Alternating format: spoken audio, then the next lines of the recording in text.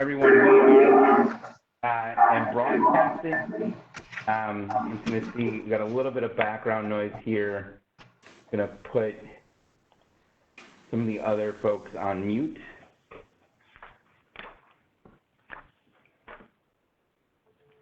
Okay, so we are back in to open session.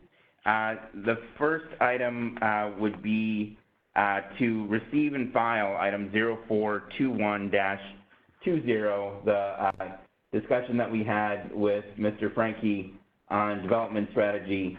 Alder Tate, would you make such a motion? Move to receive. Is that the correct procedure that we do that after closed session, City Attorney? I will let Attorney Letney explain that. Votes, let's just say, are required to happen in open session. Right. Okay. Then move to receive and file item 0421-20. Great. And then can I get a second to receive and file that? Second. Seconded from Alder Horton. Any discussion on receiving and filing this motion? Seeing none, just going to do this audibly real quick. All those in favor of receiving and filing this motion, please say aye. Aye. Opposed? Motion carries.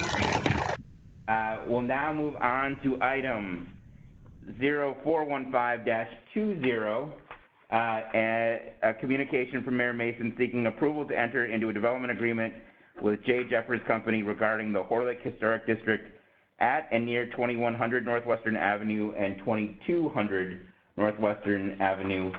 Alder West, would you like to make a motion? Yes.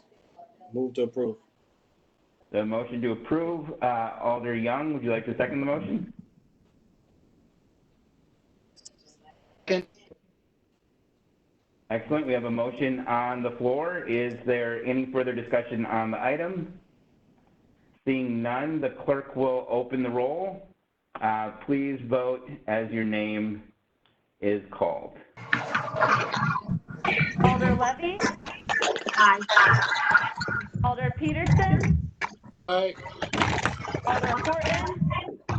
Aye. Alder West? Alder West? Aye. Alder Young?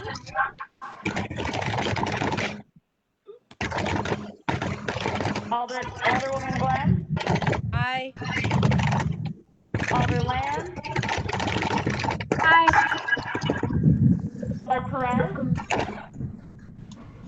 He's not in head. Alder Taft? Can I just recognize time?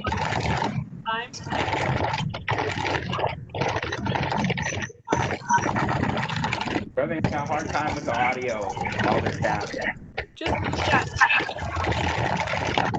Time? All of them? Yes. Aye. Alder Maycloud? Aye. Alder Lemke? Aye. Alder Coe?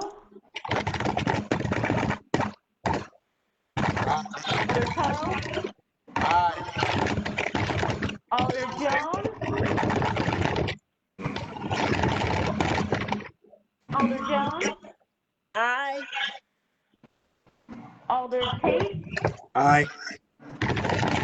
Alder Santiago? Aye. 15 ayes, 0 noes. Is that Jerry? All right. Despite the audio garbling, could you repeat that? Sure, 15 ayes, 0 noes. Okay, excellent. Thank you very much.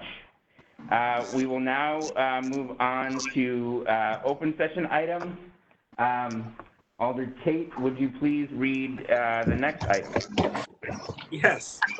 Item 0363-20, review of the proposed establishment of the project plan, boundaries, and creation of tax incremental district number 24 for Coburn, and consideration approved resolution from the PHDC committee. Recommendation is that the proposed project plan boundaries and creation of tax incremental district number 24 be approved and the resolution adopted.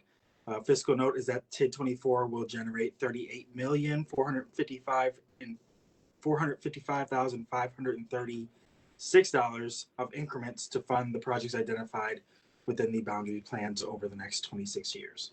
Move to approve. The motion to approve is Alder Coe. Would you like to second the motion? Yes. Okay. What I'm going to do now is then hand it over to Todd Taves. These are the two items that are directly related to the Convention Center Hotel downtown. Mr. Taves, could you give just a brief background on this TID item? Certainly, and I know Mr. Sadowski has some slides if he's still intending to bring those up. We do. Hang on just a second. Go to share Oh. and then application, PowerPoint. We're gonna pick which one. Here you go.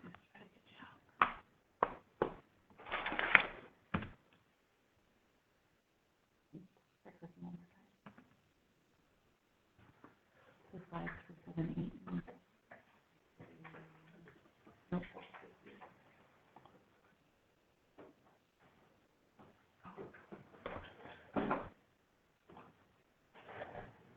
And then zip through.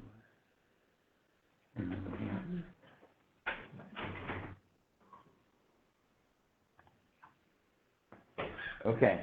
Mr. Taves, we have it up. Please begin. And fly through it here. Oh, you're going to do this? I will do it. I will work Okay, the slides for. Okay, we have to go through quite a few first here because I did the 101. Yeah, so just keep going, keep going. Keep going.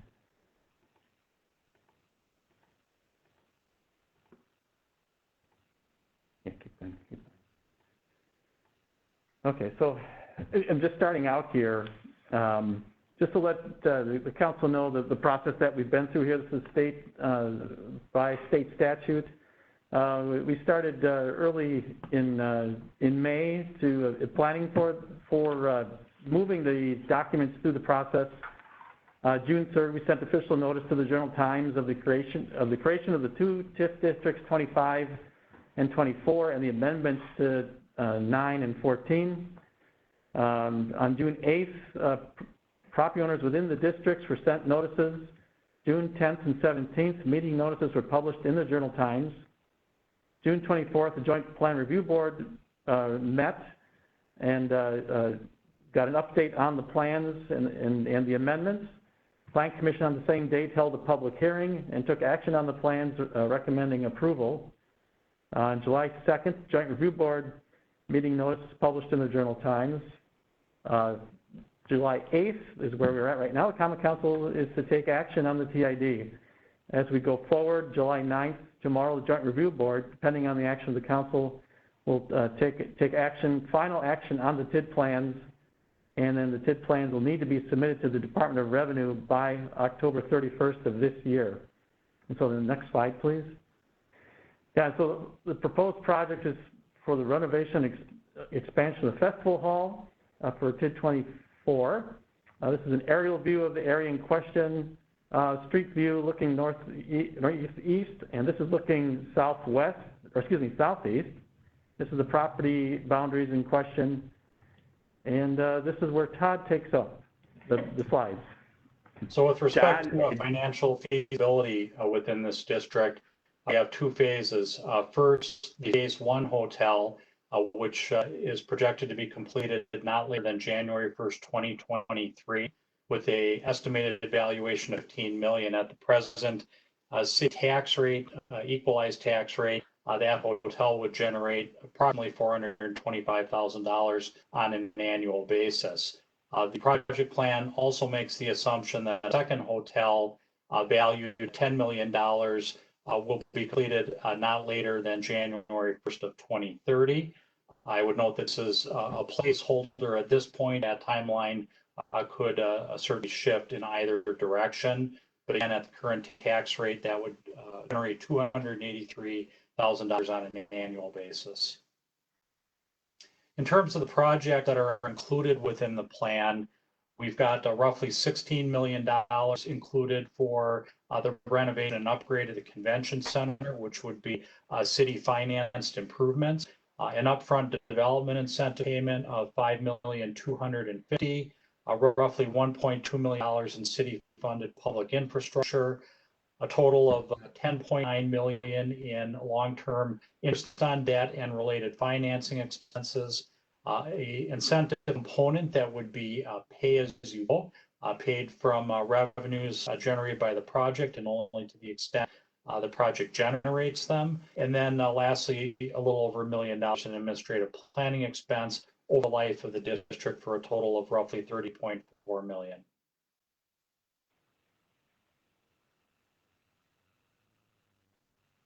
And good, thank you. In terms of the cash flow, working from left to right, and we got a number of identified revenue sources that collectively will use to make this project occur. Firstly would be the tax increments on the far left, which we discussed the assumptions related to. We have a transfer in of tax increment from TID number 9, which will be a subsequent action on tonight's agenda. Funding from intergovernmental fund for the year 2028. The room taxes on an estimated basis from each of the 2 hotels, phase 1 and phase 2. And then lastly, payments that will be made by the phase 1 hotel operator to the city for a lease of the conference center facilities. We also show bond proceeds coming in, which would finance both the renovations to the convention center as well as expansion and the related public infrastructure. I would note that we show a total of $44 million in debt coming in, but that really is overstating the amount by a factor of 2, since the city would expect to first issue construction financing, that's the $22.5 million, and then later take that out in long-term bonds. So total financing is roughly $22.5 million on an estimated basis. We show the estimated debt service related to that, the various expenditures that I had mentioned, and what the analysis indicates is that based on this set of assumptions, the district would have generated enough revenue to recover all project costs and close the year 2042.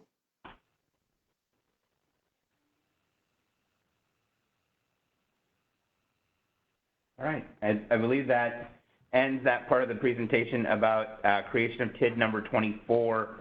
Are there any questions about that? How do I get out of the screen so I can see? Go ahead and hit forward one more time. So I'll map it a little bit for you. Are we done with it? No, we'll have to come back to this. Oh, go ahead up to the top. Sorry, and then stop sharing. Okay. Alder Perez, did you have a question? Yes, Your Honor. At the beginning of the presentation, the timeline was explained. How does the Joint Review Board have jurisdiction over council? It's a Joint Review Board is actually a different committee. They review the property tax issues to the assessor's office. This is that's the Board of Review. This is a standing Joint Review Board, and so it doesn't have authority over the council per se. But under state statute, to create a tax increment district, all 4 taxing jurisdictions must vote to approve its creation or amendment. And so on the Standing Joint Review Board, you have representatives from the city, the school board, the technical college, and the county. And under state law, they have to first initiate the potential of the creation. We have to approve its creation as a council, and they have to then affirm that when they meet tomorrow. And again, Todd, if you're on the line, if I've mischaracterized that process in any way, please please correct me or expand upon my comments. No, that's correct, Mayor. Alder Perez, did that answer your question? Yes, sir. Thank you. Thank you. Any other discussion on this item? Okay, Alder Peterson. Hang on a sec, the mouse is acting up. Alder Peterson. Yes, just a quick question. It says the city anticipates making total expenditures of approximately $38 million. And then the valuation at the tail end of it's going to be 16 million? Todd, can you answer that question? Oh, sorry, Todd, I muted you. Hang on just 1 second. Mr. Taves, could you answer Alder Peterson's question? With respect to the 16 million, I would just ask where that figure is being seen. Hold on 1 second. I think it's page 4. Hold on a second. I think you just read it off yourself. City construction. It says the city projects the construction of the hotel will create approximately 15 million in incremental property value within the district. So the answer is, explain that there's a number of financing sources that are being used to pay for these project costs. The roughly $16 million in tax increments that are projected to be collected over the 27-year life of the district are only funding a portion of the total cost. The balance is being funded with the transfer from TID 9, application intergovernmental fund revenues, the room taxes to be collected, and the lease payments to the city from the conference center. So collectively, those sources in the aggregate fund the program of improvements. But I guess my question was, are we investing 38 million to have a $16 million project on the tax bill? Oh. Another big part of the expenditure there, Alder Peterson, is the addition of the convention center space itself. And that's a public facility that we would use some of those resources to construct and be part of this project. Well, that's all fine and good. I'm just asking for a yes or no. Is that, are we spending 38 and ended up on a $16 million project? No. On the tax roll?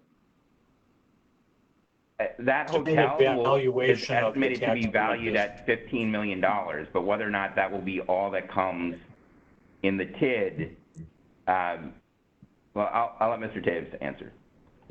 Just as a point of clarification, the estimated valuation of the tax increment district, and I think that's the question, what will be the property value as a result of the project? We've estimated that at $25 million. So the 16 million is the taxes to be collected over the term of TID, but it's 25 million in property value that's generating that. And that again is the phase 1 and phase 2 hotels, because the convention center being city-owned is exempt. Right, that's including phase 2? That's correct. All right, but we don't know if they're going to be asking for more money for phase 2. No, we are not at phase 2 at this point. So this is phase 1. That's where we're at, is 16 million for a $38 million project. The life of the TID assumes the value of a phase 2 hotel being built. Okay. All right, good enough. Thank you. Other questions? Alder Tate. Thank you. Correct me if I'm wrong, but there previously was a prior TID over the same geographic location. Is that correct? Mr. Taves? The portion of TID 9 lies within what will now be TID 24, but that is a singular parcel. Okay. So how does that kind of work together if there's an overlapping tax increment district on an existing tax increment district? What happens in that situation?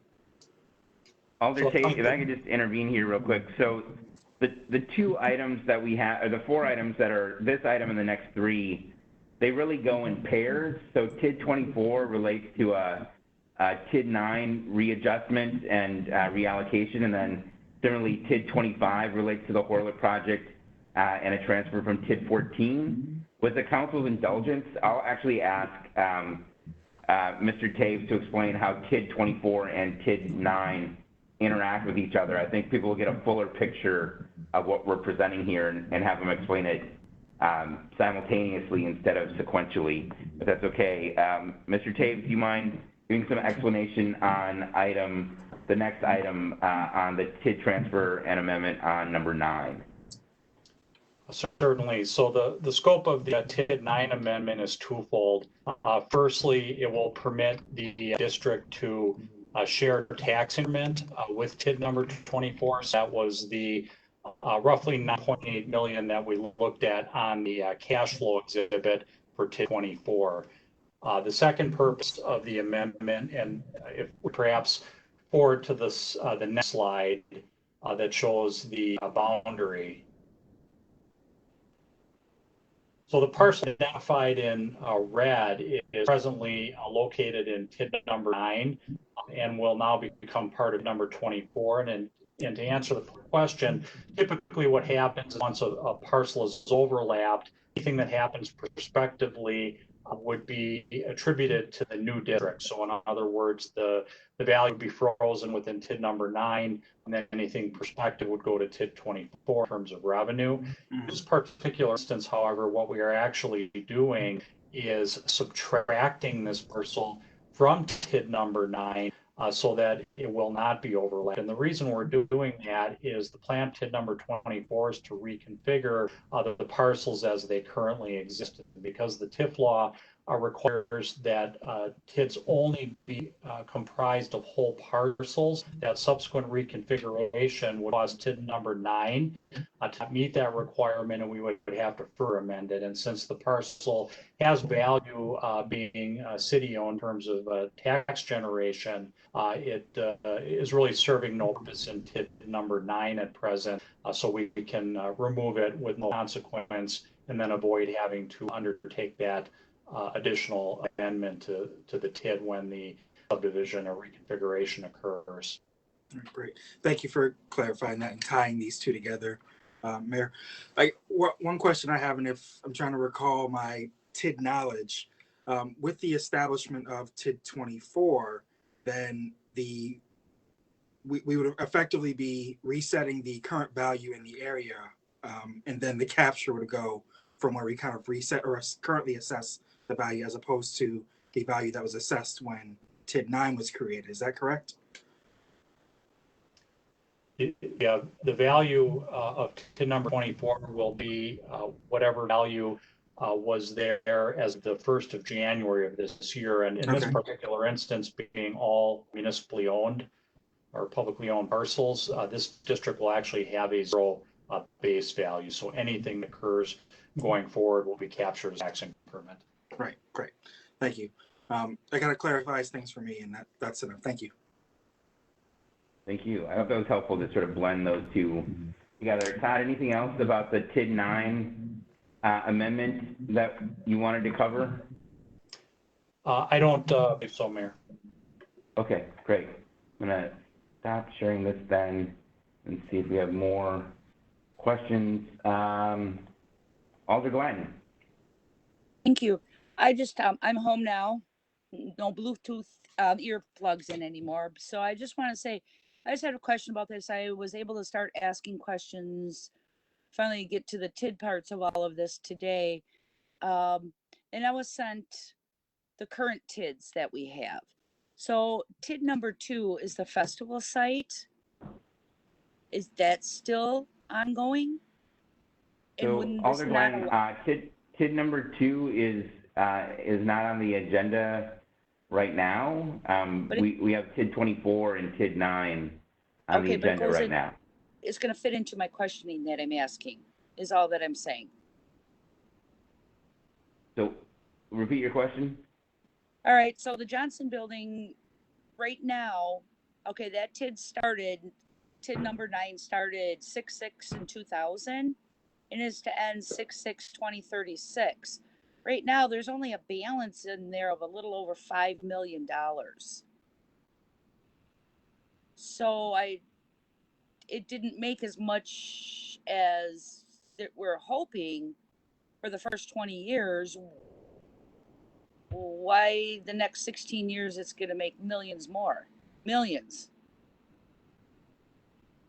So again, you're asking about a TID that we don't have on the agenda tonight. If you can tie it into item TID number 24 or TID number 9, if it's meant to clarify a question in some way. This is TID number 9. I mean, on the agenda. TID 24 and TID number 9. And that's what I'm talking about is TID number 9 right now. Okay, could you repeat your question, and I will try to direct your question to Mr. Taves. Okay, right now in TID number 9, there's a balance of a little over $5,300,000. And that was acquired over 20 years. I just don't see how in the next 16 years, we're going to get that much money out of the TID. I'm going to let Kathleen Fisher, the Deputy Finance Director, answer your question, Alder Glenn. So right now, the cash on hand in TID number 9 has, you're correct, been accumulated over the first 20 years of the TID. However, it actually has earned a lot more than the cash balance that's in there because the increment that's been coming in that district paid for the cost of the project at the beginning of the project. So we borrowed money for that TIF district, and that increment has been paying for that over the years. That debt service in that district is ending in 2021. So all the increment that will be earned going forward from 21 until the end of 36 will be fully cash into that district. So that's about, I want to say it brings in about $800,000 a year in increment in that district. Okay, that's all I needed to know. Thank you, Alder Glenn. Alder Perez. Thank you, Your Honor.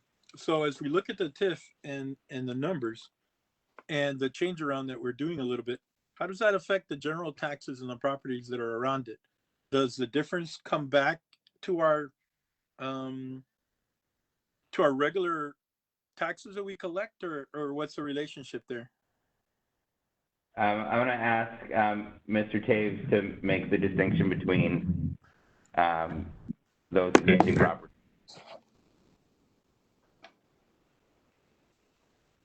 Oh, Todd, I'm sorry, I have you muted. I don't know how that even happened. Mr. Taves. So the fact of whether a parcel is in a tax increment district or not has no bearing on how it's valued or the taxes it pays, since all parcels are taxed at the same uniform rate. So the distinction is where the taxes go.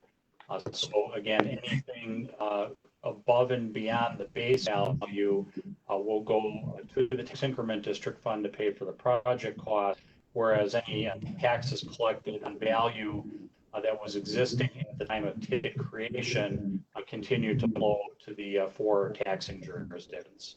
Does that answer the question? I couldn't quite make out what you said. It was a little echoey. Can you try that again, please? Mr. Taves, could you repeat your answer? So the distinction based on whether a parcel is within a tax increment district or not has to do with where the taxes go, not the amount of taxes paid. So in other words, a parcel being in a tax increment district does not cause you to pay more taxes or be valued differently.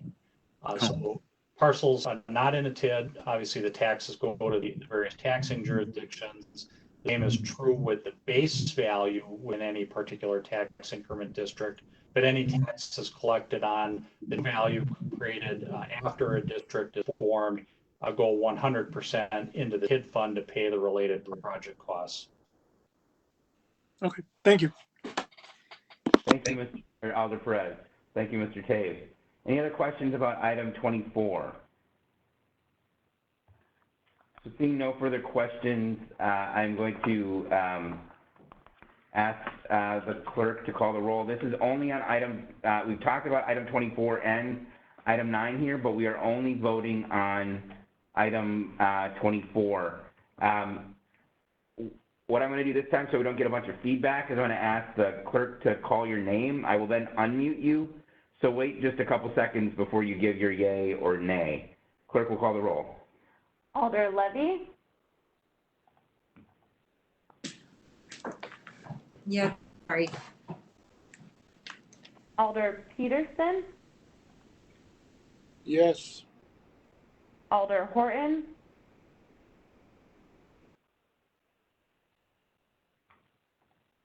Yes. Alder West,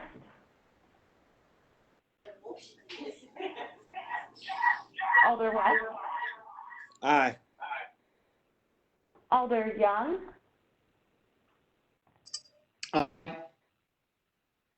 Alderwoman Glenn,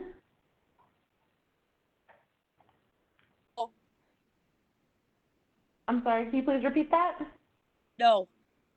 Thank you. Alder Lamb,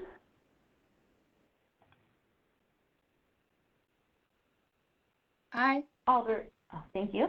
Alder Perez, Alder Taft, Aye. Alder Mi'kmaq, Aye. Alder Lemke, Aye. Alder Coe, Aye. Alder Jones,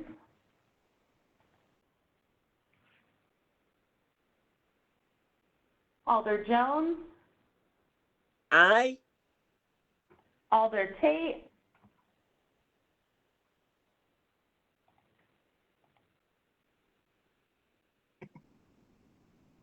Alder Santiago. Aye. That's 14 ayes, 1 no. All right, that item carries. Alder Tate, could you please read the next item? Certainly. Item 0365-20, proposed review of the proposed project plan amendment for tax increment district number 9 in consideration of an approving resolution. Recommendation is that the proposed project plan and amendment for TID number 9 to allow the removal of a parcel and increment sharing with the tax increment district number 24 be approved and the resolution adopted. Fiscal note is that the projected amount to transfer from TID to TID 4 be the total amount of $825,000. Move to approve. Alder Coe, would you like to second the motion? Second. Thank you. Any further discussion on this item?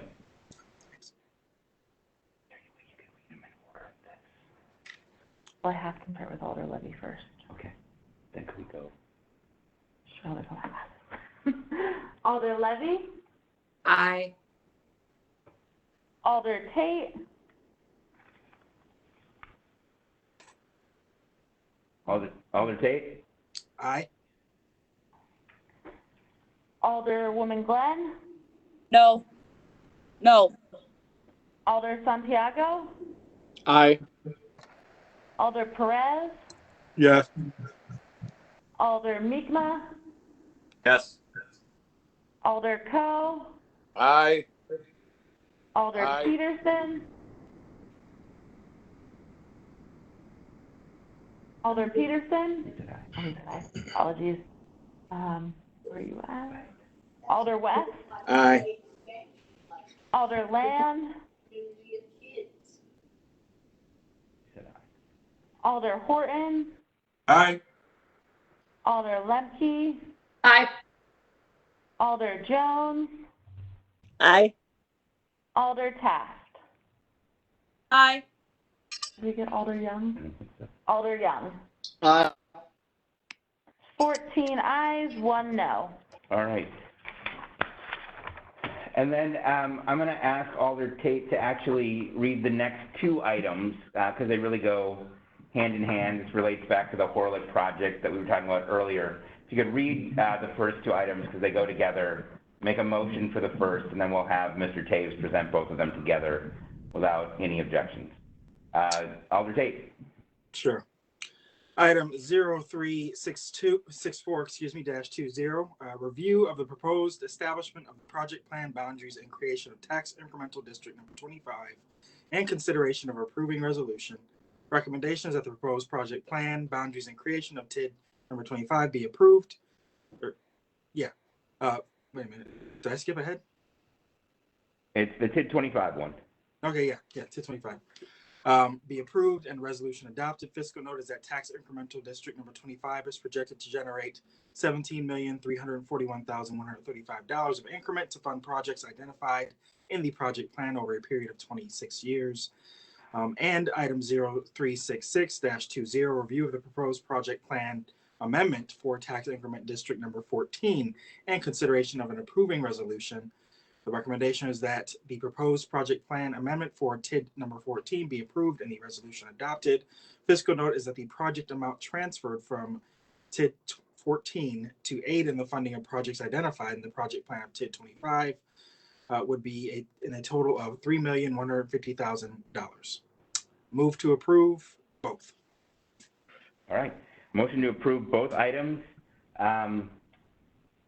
Alder West, actually, Alder Tate, could you second the motions? Tate? I made the motion. Oh, Alder Young, could you second the motion? Sorry. Second.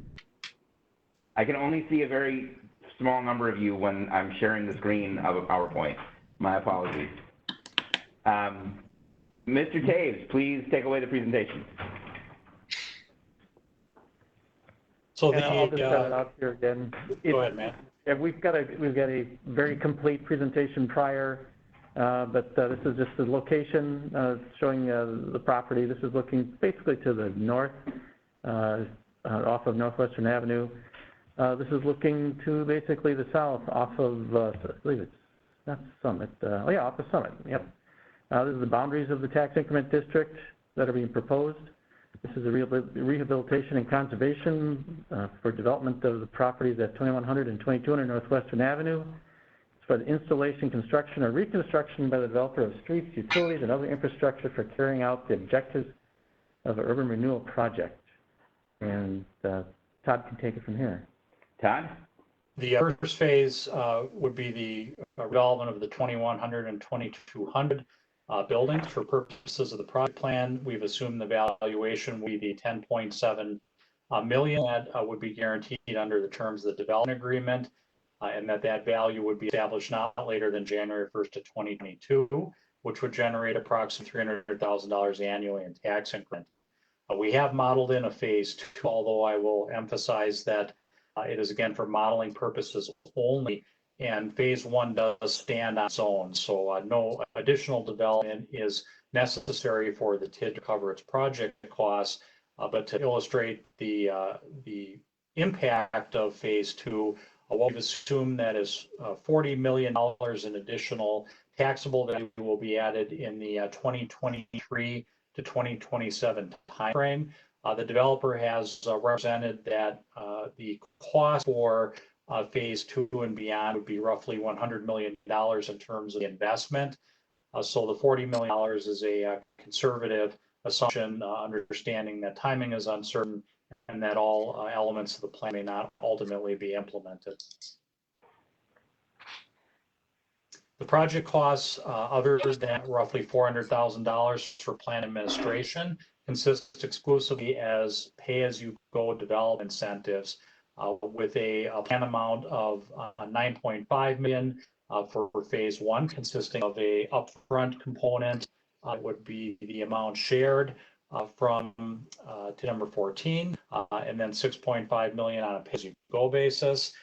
For future phases, we again have a simple placeholder of $7.3 million. Whether or not subsequent phases would receive incentives would be dependent on the timing, the specific development proposal, and demonstration of need in order to make subsequent phases economically feasible.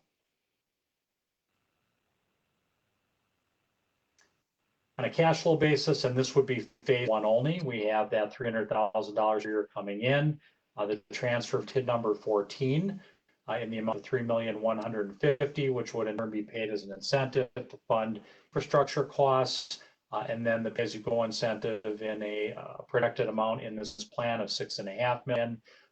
Based on phase one only, the district would recover its project costs in the year 2045. Assuming phase two with the $40 million in additional value that I mentioned and related assumed incentives, because the amount of the incentive being paid would be less than the amount of additional tax increment being brought in, we would actually see the closure of the district on a projected basis accelerate to the year 2026. So in other words, any development that happens beyond phase one would be expected to accelerate the closure of the district and the recovery of project costs.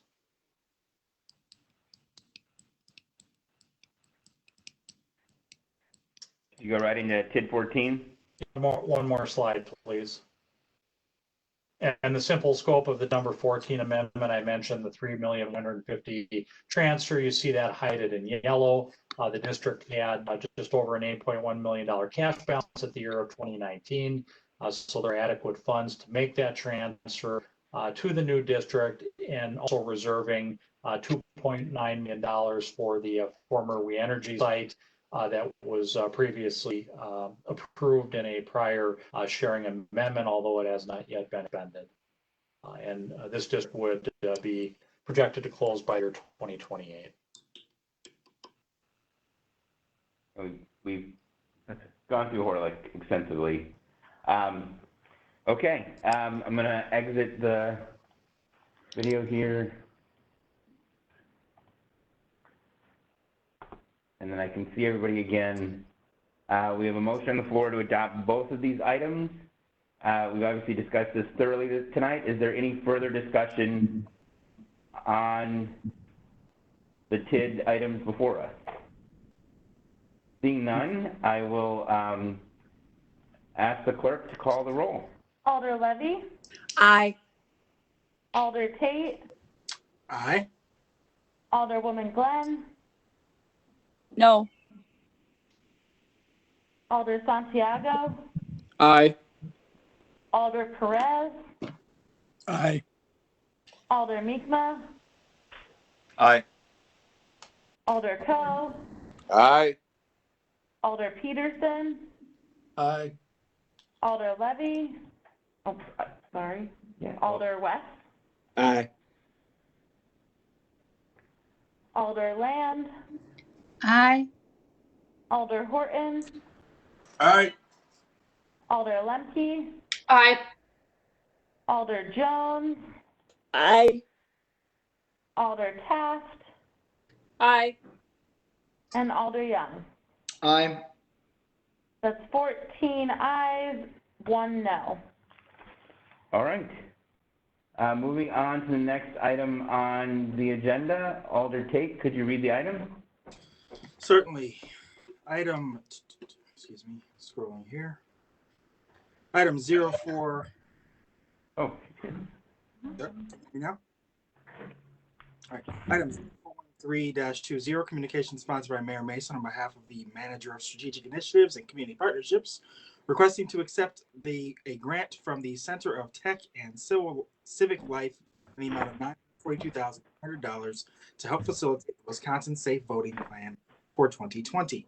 Recommendation is to approve and that the mayor and city clerk be authorized to accept the funds from the Center for Tech and Civic Life in the amount of $942,100 to help facilitate the Wisconsin Safe Voting Plan for 2020. Fiscal note, there is no city match required. Move to approve. The motion to approve, is there a second? Second. Second from Alder Santiago. I'm going to hand it over now to Ms. Velko and Ms. Coolidge to give a presentation on this very exciting grant that we've been awarded. Great. We'll give Tara just a second to get the slides queued up. We have just a couple slides. I know it's late, but we did want to give you a little bit of context about this grant since it's a large amount, and give you a little more information about what's happened that got us here. and what it's going to enable us to do moving forward. So give us just 1 second to get the slides queued up. One more time at the very end, it should close out. Okay. Oh, I forgot we had Let me do that. Good, okay. I'll just click off of it in the back. There you go, and then. Great. All right, we can go to the first slide, or the next slide. Great, so just a little refresher on timeline and how we got to this approval tonight. On June 2nd, you, as the Common Council, approved acceptance of $100,000 in planning grant funds from the Center for Tech and Civic Life, of which $60,000 was retained by the City of Racine and $10,000 being dispersed to each Milwaukee, Madison, Green Bay, and Kenosha. And the idea of this planning grant really was for all 5 cities, the 5 largest cities in the state, to collaboratively produce a plan on how we could administer safe and secure elections in each of our cities. And the funder, the Center for Tech and Civic Life, gave us a very short turnaround for that. We had roughly 2 weeks to do that. So that plan, we put that got to work right away on that, and that plan was submitted to the Center for Tech and Civic Life on June 15th. You have attached to your council agenda for tonight to this item the full plan that all 5 cities submitted. And you'll see there's quite a bit of detail in there from each city. And that plan, the total request for what all cities identified that all of us need to really administer safe elections in the midst of a pandemic, and in the midst of court decisions that have changed the rules on voting or created some confusion about voting, the total amount that all 5 cities were requesting is $6.32 million. And we're pleased to come back to you tonight and say that a little after a month after you approve the planning grant, the full amount of that plan has been approved for full funding, and the City of Racine's share of that grant is $942,000. Next slide, please. So what's in the safe voting plan? As I said, you have it attached to your council agenda, but just for the public and others to note, there's 4 key recommendations that all 5 cities identified that we need to all work on and needed resources to really implement. Those recommendations centered around recommendation 1, encouraging and increasing absentee voting by mail and early voting as a key strategy to keeping our residents safe in the midst of a pandemic. Recommendation 2, really expanding our strategic voter education and outreach efforts, particularly to disenfranchised residents, to ensure that they had the information and resources to vote successfully this year. And recommendation 3, all 5 cities have significant work to do to recruit new poll workers, to train them, and ensure that we have the resources to keep them safe. As you all know, after the April election, we had, and leading up to the April election, we certainly had a lot of poll workers who did not feel safe working, or who were elderly and did not feel safe coming out to work the polls in the midst of a pandemic. So all 5 cities need significant resources to find and recruit and train new poll workers and keep them and election officials safe. And the 4th recommendation is to ensure that we have the resources we need to make sure Election Day itself can be administered safely and efficiently. Go to the next slide. So here's what the City of Racine is receiving in our grant allocation, just broken down by those 4 recommendations. Just under $300,000 for our efforts around absentee voting by mail and in person, early in person. $337,000 for a vast array of strategic voter education and outreach efforts. Just under $200,000, $181,000 for our poll worker recruitment, training, and safety efforts, and $130,000 for our Election Day efforts. Next slide. Just a few of the things that are in Racine's plan. If you look through this, you'll see a lot of ideas that Clerk Tara Coolidge and her team have identified as real needs that these resources will help us to fill. We've highlighted just a few of those here. Want to really highlight, first of all, the ability these resources will give us to facilitate and fund absentee ballot mailers for the August and November elections, as the council directed Clerk Coolidge to do. Our work to recruit and train new poll workers, and to be able to pay hazard pay as a bonus to poll workers who are coming out to work in the midst of a pandemic. Ensuring we have sufficient PPE for all of our early voting sites, our Election Day efforts, our election officials, hiring additional limited term staff to assist with all of the absentee ballot processing and all of the work that will go on this year around our elections.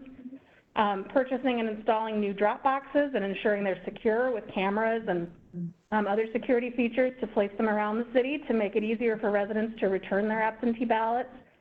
Tara can talk a little more about her efforts around paid voter ambassadors who will help ensure voters have the information they need to vote and the resources they need to do so.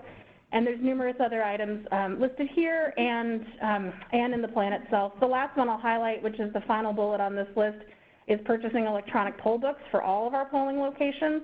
Certainly having the resources to be able to purchase those for all polling locations now is going to be key to having smooth election day operations and having the work of election day administration go more smoothly.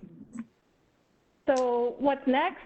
Short and sweet. I think hopefully if council approves this tonight, we'll execute a grant agreement with the Center for Tech and Civic Life, who will disperse these funds to us.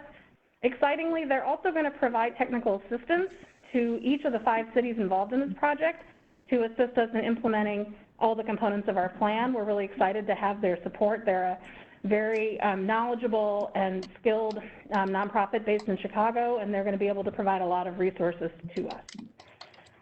So that's where we're at. I don't think we have anything else. Tara, I will just turn it to you if there's anything else you want to add about this effort before we turn it back to the council. I think first and foremost, all of Vicki's hard work can obviously show by the amount of effort she put into getting this grant. We're extremely lucky to be able to have the resources to work further to not only reach out to the community, but also to run the election safely. So thank you to Vicki, because she put together the whole plan for all the cities, and it wouldn't have been possible without her.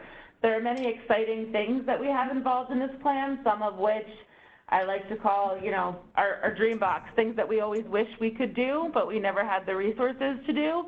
This grant allows us to really reach further than we ever have in the city of Racine, and I'm very lucky to be the clerk to help administer that. So I'd be happy to answer any questions the council may have. All right. Are there any questions? Alder Horton. Oh, thank you, Mr. Mayor. I don't have any questions. I just want to say to Vicki and the clerk, Tara, thank you guys for your hard work. Thank you guys for, you know, putting the grant through, and continue doing what you're doing. I just want to say thank you. Thank you, Alder Horton. Alder Lemke. Yeah, I just wanted to echo that for 30 seconds. You know, few months ago, I asked for, you know, a presentation about election security. It's great to see that, you know, we're talking about election security, health, and also kind of modernizing technology to make sure everything's safe. So I appreciate all the work both of you have done. Thank you, Alder Lemke, very much. Alder Taft. Thank you. Yeah, I just wanted to reiterate the same thing. I'm so impressed by, this is a huge amount of work, and both thank you to Vicki for taking this lead on this and helping all these other cities in addition to our own, and Tara for all your work and helping the elections be safe last time. They're going to be even better this time. I mean, the pandemic is not going away. People are scared. This is going to be a wonderful way that people can continue to exercise their right to vote as safely as possible. And I'm just so grateful for all of you. Thank you. Alder Tate. Thank you, Mr. Mayor. Certainly echoing the sentiments of my colleagues who are, you know, heaping praise upon Vicki and Clerk Coolidge, which absolutely are deserved. I guess my couple questions are just for some clarity. One of the items I think was mentioned was hazard pay. And I think that's incredibly important. I think there's a lot of people who are working right now who are thinking like, I should be getting paid more because I'm having to work through this pandemic. I'm glad to see that, you know, at least on the city's end, that we're recognizing the hazard that, you know, people who are working to provide service to the city, particularly in something as critical as elections, which are the core of our democracy, to ensure that, you know, there is additional pay associated with that because they're putting themselves at risk to a degree. And I think, you know, if we can lead by example to some degree, you know, it at the very least through our elections and providing additional pay because of that risk exposed, perhaps other employing entities could adopt that same and see that, well, if the city's doing it, maybe we should be providing some hazard pay for our employees as well. We're having to work through this pandemic. The other piece I wanted to hear a little bit more about was the ambassadors that were mentioned to kind of help facilitate people making sure they're able to get their absentee ballot applications done correctly or whatever.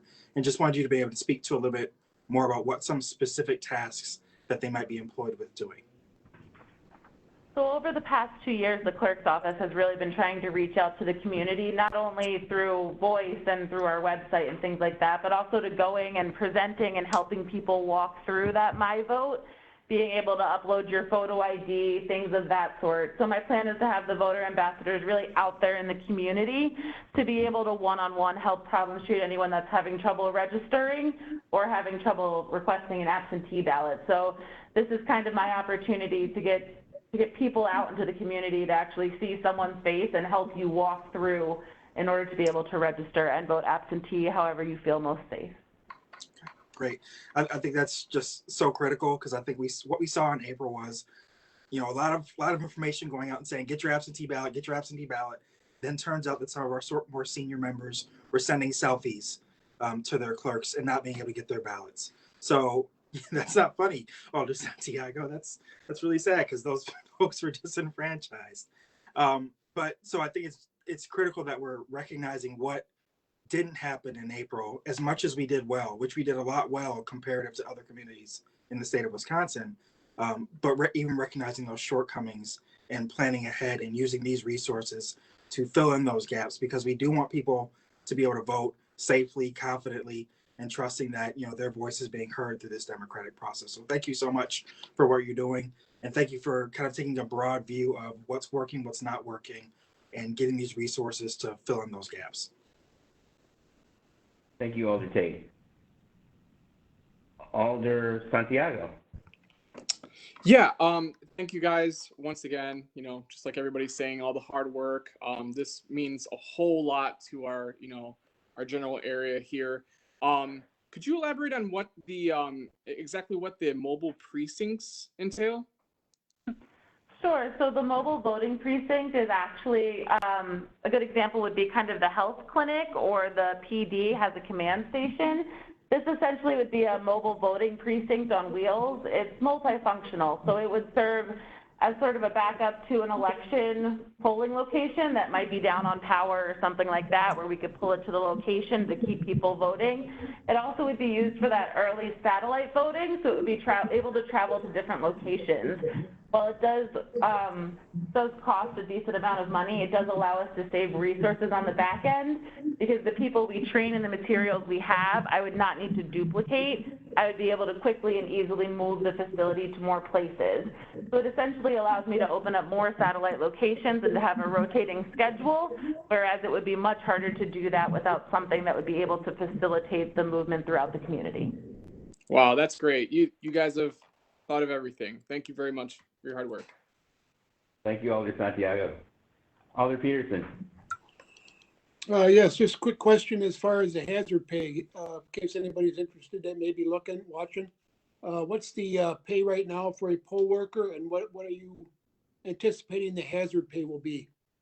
For an election official right now, for a full day's work, it's $130. We anticipate adding an extra $100 of hazard pay onto that. So for a full day's work, if you're a chief, you would still get the extra $100, or if you're an election official, the total will be $230 for the full day. Thank you very much. Thank you for the advertisement. I'll take it. All right. Alder Horton, your hand is up. Is it still up or no? Okay. Alder Taft, did you have another comment? Nope. Nope. Okay. And then I thought I saw Alder Mi'kmah's hand up. No. Okay. All right. So there's no other folks who want to speak to the item. So with that, with the queue exhausted, I will ask the clerk to call the roll. When she calls your name, please vote as you wish. Alder Levy? Aye. Alder Tate? Aye. Alderwoman Glenn? Aye. Alder Santiago? Aye. Alder Perez? Aye. Alder Mi'kmah? Aye. Alder Coe? Aye. Alder Peterson? Aye. Alder West? Alder West? Aye. Alder Land? Aye. Alder Horton, Aye. Alder Lemke, Aye. Alder Jones, Alder Jones, Aye. Alder Taft, Aye. Alder Young. Aye. 15 ayes, 0 noes. All right, moving on. Alder Tate, could you please read the next item? Yes, item 0404-20, communication sponsored by Mayor Mason on behalf of, providing interim financing for the water utility from the wastewater capital surcharge fund to be able to replace the water main on State Highway 20, Washington Avenue, ahead of Wisconsin Department of Transportation's construction project projected in the year 2021. The recommendation is to approve the financing for the water utility from the wastewater capital surcharge fund. Move to approve. There's a motion to approve. Alder Taft, would you like to second the motion? Second. Any discussion on the item? All right, seeing none, the clerk will open the roll. Please vote as you wish. Alder Levy, Aye. Alder Tate, Aye. Alderwoman Glenn, Aye. Alder Santiago, Aye. Alder Perez, Aye. Alder Mikma, Aye. Alder Coe, Aye. Alder Peterson, Aye. Alder West, Aye. Alder Land, Aye. Alder Horton, Aye. Alder Lemke, Aye. Alder Jones, Aye. Alder Taft, Alder Taft, Aye. Alder Young. Aye. 15 ayes, 0 noes. All right, Alder Tate, could you please read the next item? Yes, item 0414-20, communication sponsored by Mayor Mason submitting various city business actions taken pursuant to COVID-19 emergency declarations for consideration. Recommendations of the mayor is that the Common Council ratify the following proclamations. Agenda item 0323-20, approval of the Class B retail fermented malt beverage and intoxicating liquor license for Benpire LLC doing business as the Corner House on the lake, located at 2078 Gaslight Circle. June 12th, 2020, waive the fees and allow Sidewalk Cafe citywide. Agenda item 0383-20, Amos Los Tacos requesting permission to utilize the lawn area adjacent to the Shoup parking ramp as a sidewalk cafe. Move to approve both, or move to ratify both proclamations. Second. There's a motion to approve these items. There's a second. Any questions or discussion on the items? Alder Peterson. Yes, just a quick question. This is just during COVID as far as using the lawn area by the parking ramp. Once everything's kind of squared away and everybody's able to go back inside, then this becomes null and void? It's just, I'll let Attorney Letney clarify the terms of I believe it's for this year, not just for COVID. Right, that was the recommendation of Public Works and Services Committee, was to allow them to use it this year, and presuming at some point the weather's going to be bad and they won't want to use it anymore this year. But Correct. not beyond the. So there is an expiration date on it. Thank you. There is. Any other discussion? Seeing none, the clerk will open the roll. Please vote as you wish. Alder Levy, Aye. Alder Tate, Aye. Alderwoman Glenn, Aye. Alder Santiago, Aye. Alder Perez, Aye. Alder Mikma, Aye. Alder Coe, Aye. Alder Peterson, Aye. Alder West, Aye. Alder Land, Aye. Alder Horton, Aye. Alder Lemke, Aye. Alder Jones, Aye. Alder Taft, Aye. Alder Young. Aye. 15 ayes, 0 noes. Alder Tate, could you please read the next item? Yes, the next and last item on today's agenda, item 0416-20, communication from Mayor Mason preventing the First Amendment to the Developer Incentive Agreement between the City of Racine and the Main Attraction LLC. The recommendation is that the city clerk be authorized and directed to execute the First Amendment to the Developer Incentive Agreement between the City of Racine and the Main Attraction LLC, extending the commencement date to July 1st, 2020 to January 15th, 2021, and an additional extension to July 15th, 2020. Move to approve. Second. The motion to approve this item, seconded by Alder Coe. Just by way of background, this is the Zons building that Dominion Properties has acquired. You probably have noticed that the geothermal wells have gone in. If you're on Planning, Heritage, and Design, you know they've got their designs en route with the National Register of Historic Places. You may have also noticed in the midst of COVID, not a lot of people staying in hotels. The developer has basically made it clear that financing a hotel at this point is more difficult than it was before COVID took hold. He has asked for a 6-month extension on his option with the possibility for another 6-month extension after that.